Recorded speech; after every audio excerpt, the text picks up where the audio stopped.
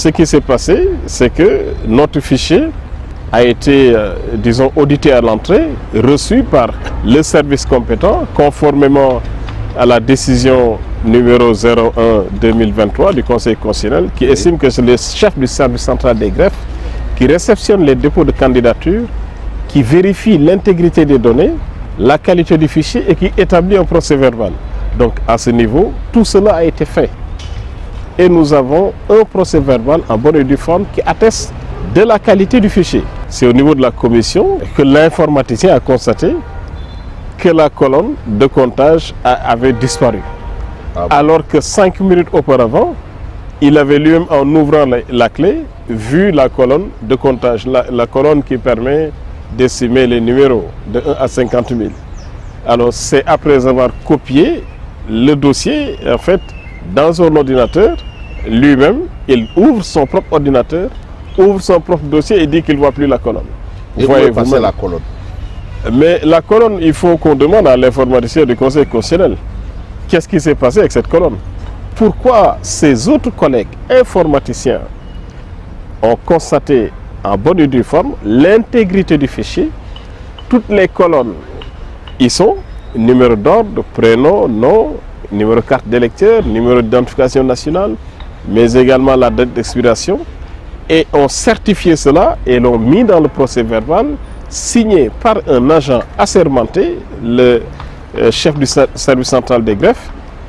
Lui-même étant un agent d'exploitation, il arrive, il fait en tout cas quelques opérations qui peuvent paraître très intégrantes et il ne retrouve plus la colonne, alors qu'en ouvrant la clé, il avait constaté l'apparition de la colonne et a même compté le nombre de parrains dans chaque région et le nombre global.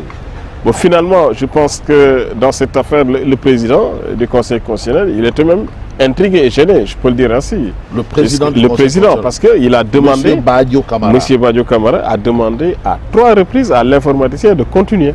Devant vous? Oui, devant le mandataire. De continuer.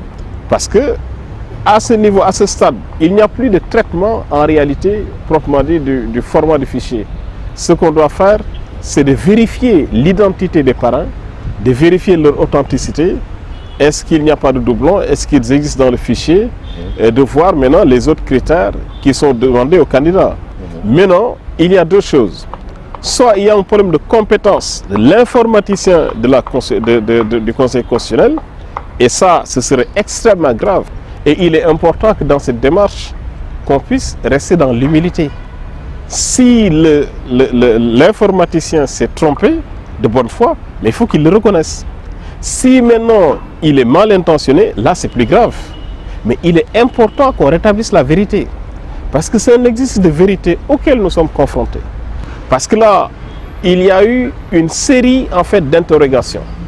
Pendant 3 reprises, les gens se sont dit qu'est-ce qui s'est passé? Et l'informaticien était incapable de répondre. Et finalement, le président a dit, bon, je vais suspendre. Vous allez attendre que l'ensemble des 93 candidats passent et ensuite je vais prendre une décision et cette décision sera susceptible de recours.